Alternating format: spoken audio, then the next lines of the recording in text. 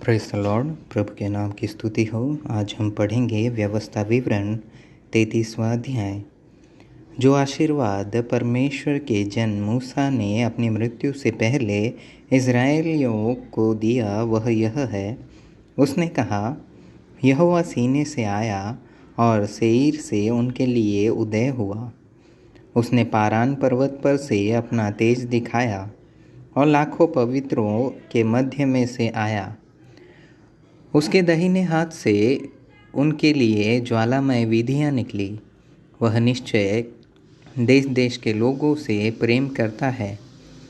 उसके सब पवित्र लोग तेरे हाथ में हैं।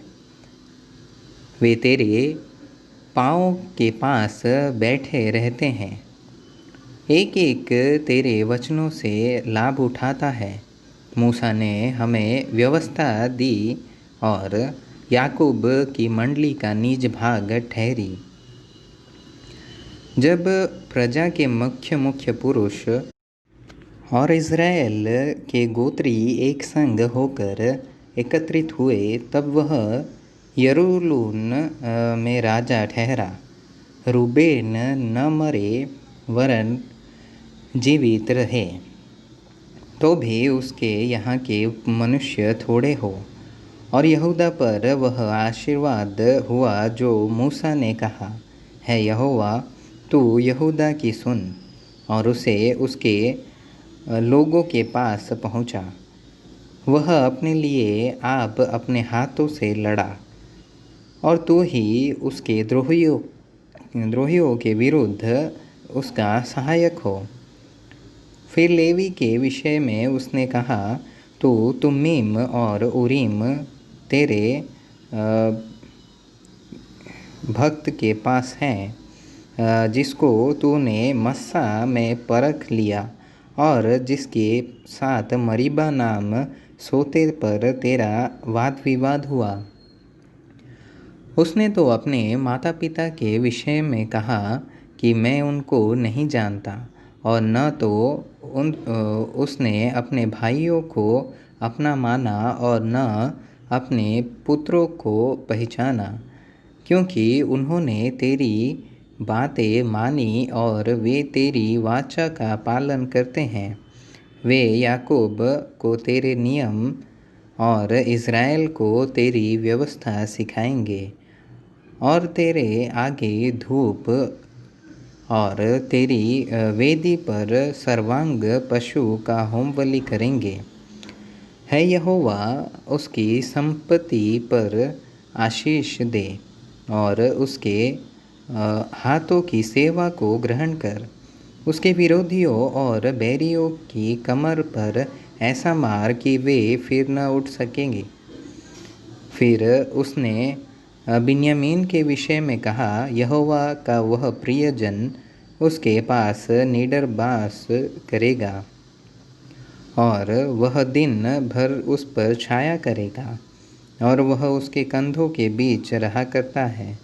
फिर यूसुफ के विषय में उसने कहा, इसका देश यहोवा के से आशीष पाए, अर्थात आकाश के अनमोल पदार्थ और ओस और वह गहरा जल जो नीचे है, और सूर्य के पकाए हुए अनमोल फल, और जो अनमोल पदार्थ चंद्रमा के उगते हैं, और प्राचीन पहाड़ों के उत्तम पदार्थ और सनातन पहाड़ियों के अनमोल पदार्थ, और पृथ्वी और जो अनमोल पदार्थ उसमें भरे हैं, और जो झाड़ी में रहता था उसकी प्रसन्नता। इन सबों के विषय में यूसुफ के सिर पर, अर्थात उसी के सिर के चांद पर जो अपने भाइयों के से न्यारा हुआ था, आशीष ही आशीष फले। वह प्रतापी है, मानो गाय का पहलौठा है, और उसके सींग बनेले बैल के से हैं। उनसे वह देश देश के लोगों को वरन पृथ्वी की छोर तक के सब मनुष्यों को ढकेलेगा। वे प्रेम के लाखों लाख और मनसे के हजारों हजार हैं। फिर जबूलून के विषय में उसने कहा, है जबूलून, तू बाहर निकलते समय, और है इसाकार, तू अपने डेरों में आनंद करे। वे देश देश के लोगों को पहाड़ पर बुलाएंगे, वे वहाँ धर्म यज्ञ करेंगे, क्योंकि वे समुद्र का धन और बालों के पीछे छिपे हुए अनमोल पदार्थ से लाभ उठाएंगे। फिर गाद के विषय में उसने कहा, धन्य वह है जो गाद को बढ़ाता है। गाद तो सिंहनी के समान रहता है और बाह को वरण सिर के चांद तक को फाड़ डालता है। और उसने पहला अंश तो अपने लिए चुन लिया, क्योंकि वो वहाँ रईस के योग्य भाग रखा हुआ था। तब उसने प्रजा के मुख्य मुख्य पुरुषों के संग आकर यहोवा का ठहराया हुआ धर्म और इज़राइल के साथ होकर उसके नियम का प्रतिपालन किया। फिर दान के विषय में उसने कहा, दान तो बाशान से कूदने वाला सिंह का बच्चा है। फिर नप्ताली के विषय में उसने कहा, है नप्ताली, तू जो यहोवा की प्रसन्नता से तृप्त और उसकी आशीष से भरपूर है, तू पश्चिम और दक्षिण के देश का अधिकारी हो। फिर आशेर के विषय में उसने कहा, आशेर पुत्रों के विषय में आशीष पाए, वह अपने भाइयों में प्रिय रहे और अपना पाँव तेल में डुबोए। तेरे जूते लोहे और पीतल के होंगे, और जैसे तेरे दिन वैसे ही तेरी शक्ति हो। है यशूरून ईश्वर के तुल्य और कोई नहीं है।